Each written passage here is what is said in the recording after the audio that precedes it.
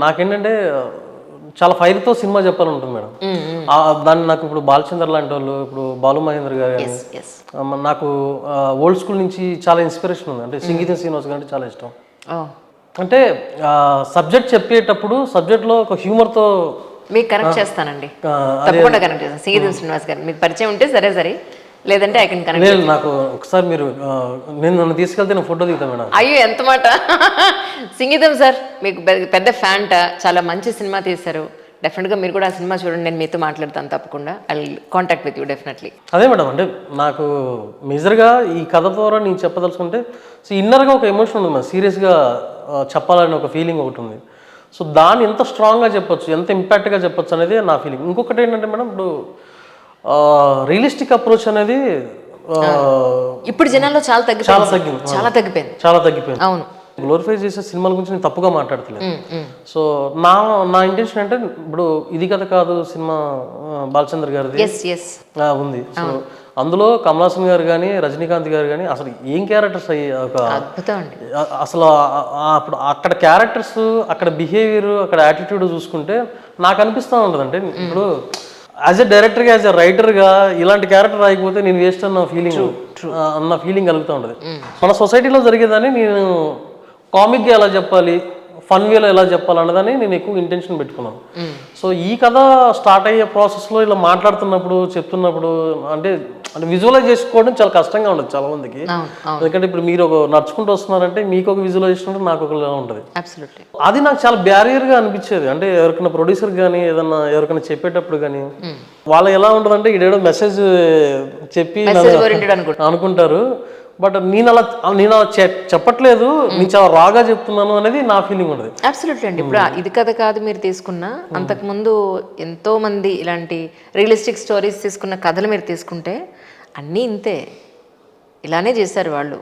కాకపోతే అప్పుడున్న దాని ప్రకారం కొన్ని బ్లాక్ అండ్ వైట్లో ఉన్నాయి. మేబీ కొంత మ్యూజిక్ మీద ఇంకొంచెం కాన్సన్ట్రేట్ చేసి ఉండొచ్చు, ఇంకొన్ని ఎమోషన్స్ యాడ్ చేసి ఉండొచ్చు. అండ్ మోర్ ఓవర్ ఈ సినిమాలో ఎక్కడా ఒక బూత్ లేదు, చాలా చక్కటి భాష వాడారు. అండ్ మోర్ ఓవర్ ఎంత రియలిస్టిక్గా చూపించినా ఏమంటారు, ఒక వల్నరబుల్, ఒక వల్గారిటీ ఉన్న సీన్ లేదు. అది చాలా బాగా మేనేజ్ చేశారు సార్. నా బేసిక్ రూల్స్ కూడా అయ్యే మేడం. స్క్రిప్ట్లో కావాలి అంటే అది 1-10 సార్లు ఆలోచించి పెట్టాలనే ఉద్దేశం, కానీ ఏదో మార్కెట్ కోసం నేను ఏదో హై చేయాలనేది. మార్కెట్ కోసం నేను హై చేయాలంటే సీన్స్ ఇంకా బెటర్గా రాయాలి, సీన్స్ ఇంకా మోర్ హార్ట్ కనెక్ట్ అయ్యేలా రాయాలి. అది చేయాలి, కానీ ఇది చేయడం అనేది నాకు నచ్చదు. బేసిక్గా నాకు అది నచ్చదు. ఎన్ని టెస్ట్ కట్లు చేశారు హీరోకి, హీరోయిన్కి? ఎంత వెతికారు? ఒక 1500 వరకు వెతికాం మేడం. అంటే ఆన్లైన్, ఆఫ్లైన్. ఇప్పుడు కోవిడ్ సిచ్యువేషన్ రన్ అవుతున్నప్పుడు, సెకండ్ వేవ్ రన్ అవుతున్న ప్రాసెస్. సో నేను క్లియర్ కట్గా, మా రాకేష్ కూడా యాక్టరే, అది మీకు తెలుసు అనుకుంటా కదా, మా ప్రొడ్యూసర్ రాకేష్. అవునా? ఎవరికి చెప్పొద్దని సినిమాలో హీరో అతను. నేను ప్రొఫైల్ పిక్ చూడలేదండి నిజంగానే, పెట్టలేదు కూడా చూడలేదు. బట్ నేను కనెక్ట్ అవడం మాత్రం వాస్తవమే, కానీ ఎవరో అన్నన్ పర్సన్తో మాట్లాడుతున్నాను నేను. Okay right. సో తనకి నేను చాలా క్లియర్ గా చెప్పాను, తనకు కూడా చాలా క్లియర్ గా ఇన్స్ట్రక్షన్స్ ఉన్నాయి. మీరు హీరో కాదు, మీరు ఇందులో యాడ్ చేయట్లేదు, మీరు ప్రొడ్యూస్ చేస్తున్నారు అని చెప్పి. అంటే నాకు మధ్యలో నా ఫ్రెండ్ ఒకడు ఉన్నాడు, హంజా అని. సో తను నాకు రాకేష్ని పరిచయం చేసిండు. సో పరిచయం చేసే ప్రాసెస్లో అతను మాకు గాడ్కి కో డైరెక్టర్, నేను అసోసియేట్ డైరెక్టర్ దానికి. సో రాకేష్కి చెప్పిండు, ఒక బస్తీ బ్యాక్గ్రాఫ్లో ఒక రియలిస్టిక్ కథ ఒకటి ఉంది అన్నట్టు చెప్తే, కానీ నువ్వు సెట్ అవ్వు, డైరెక్టర్ కూడా యాక్సెప్ట్ చేయడు అని అన్నాడు. ఫస్ట్ నాకు పంపించు అన్నట్టుగా మాట్లాడింది. సో నేను నాకు వెళ్ళిన తర్వాత కథ చెప్పిన తర్వాత రాకేష్ అన్నాడు, నేను అస్సలు సెట్ అవ్వను, మనం ఇద్దరం కలిసి ఎంక్వైరీ తీసుకుందాం, బెస్ట్ దాన్ని మనం పుల్ చేద్దాం అన్నట్టుగా. సో అలా ఒక దగ్గరగా ఒక 1500 తీసుకున్నాం. అంటే చాలా మందిని అడిగాము. అంటే ఇప్పుడు హీరో అనగానే ఒక రకమైన ఆరా వస్తుంది మేడం. అంటే జనరల్గా హీరోని కొట్టద్దు, హీరోని తిట్టద్దు, హీరో తప్పు చేయడు, చేసిన ఒక రీజన్ ఉంటుంది, దానికి ఎండింగ్ వచ్చేసరికి ఒక మెసేజ్ ఉంటుంది. సో నేను చెప్పాను, అసలు హీరో కాదు వాడు విలను, వాడు విలను, వాడు ఒక వేస్ట్ క్యారెక్టర్. నేను ఆ సినిమాలో కూడా నేను లత్కూరు అనే దాన్ని ఎక్కువ యూజ్ చేసుకున్నాను. చాలా వెతికాము, చెప్పాము, అందరికీ కనెక్ట్ అవ్వట్లేదు. వీడేదో తమిళ సినిమా, మలయాళ సినిమా కోసం ట్రై చేస్తున్నాడు, తెలుగు కోసం ట్రై చేయట్లేదు, వీడి థాట్ ప్రాసెస్ తేడాగా ఉందని చాలా మంది అన్నారు. ఇదే సినిమా ఏ మలయాళంలోనో తమిళ్లోనో తెస్తే అబ్బా అద్భుతంగా ఉందని రివ్యూస్ ఇచ్చి ఉండేవాళ్ళు. తెలుగులో వచ్చింది కాబట్టి మన తెలుగు అంటే మనకి ఒక కొంచెం చిన్న చూపు మేడం. చిన్న అంటే చూపే. మనకి ఎలా ఉంటుందంటే పొరిగింటి పుల్లకూర రుచి అన్నట్టుగా అది ఆ ఫీలింగ్ అయితే నాకు కూడా అనిపించింది మేడం. అవును. అలా చేసే ప్రాసెస్లో చాలా వరకు రిజెక్ట్ అయిపోయారు. అంటే ఎవరు రావట్లేదు, మేము 3 months ప్రీ ప్రొడక్షన్ అనుకున్నాం. So sorry to say this, నిజంగా రాకపోవడం మంచిదేనేమో. 100%, ఎందుకంటే 100%. అసలు అతను చూశాక ఇంకా క్యారెక్టర్ లో ఇంకెవ్వరూ సూట్ అయ్యే వాళ్ళు కాదని అనిపించింది. అవును, ఆ అమ్మాయి నా క్యారెక్టర్ లో చూశాక అవును, యాప్ట్ అన్నమాట. ఇంకా కరెక్ట్ గా మేబీ ఇంకెవరన్నా పెడితే చాలా ఏమంటారు ఆ న్యాచురాలిటీ దెబ్బతినేదేమో అనిపించింది నాకు నిజంగా. వినోద్కి ఒక సీన్ అంటే మేము ఆన్లైన్లో పెట్టాము. ఆన్లైన్లో ఇన్స్టాలో ఒక సీన్ రాసాము. సీన్ ఇంటెన్షన్ ఏంటంటే వైఫ్ని చాలా రిక్వెస్ట్ చేసేసి డబ్బులు తీసుకుంటావు, తిరిగి ఆమెకు డబ్బులు ఇవ్వాల్సి వస్తుంది, చాలా జాగ్రత్తగా ఎస్కేప్ అవుతావు, సో ఏం చేస్తావు చేయండి అని అట్లా పెట్టాము. సో అలా ఒక 100 వచ్చాయి ఆడిషన్స్, అందులో వినోద్ వచ్చింది. అమ్మ బాబోయ్, అసలు మీరు నమ్మరు.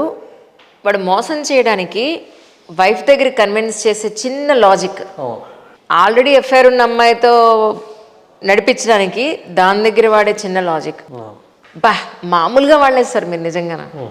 ఎవరు మీకు ఐడియా ఇచ్చింది ఎవరు అసలు? ఐడియా ఉంది మేడం, ఎన్ని చూస్తున్నాం మేడం రియల్ లైఫ్లో. అంటే ఎంతమంది పరిచయం అవుతారు ఈ ప్రాసెస్లో. True true. అలా వినోద్ ఫైండ్ అవుట్ చేసాం. వినోద్ తమిళ్ బేసిక్గా, సో తనకు తెలుగు రాదు. ఓకే. సో తను తమిళ్లో ఆడిషన్ చేసి పంపించాడు. సో నాకు ఏమైనా తెలుగు ట్రై చేయగలవంటే విత్ ఇన్ ఒక 2 daysలో తెలుగు ట్రై చేసి పంపించాను. వినోద్ని ఓకే చేసేసుకున్నాం.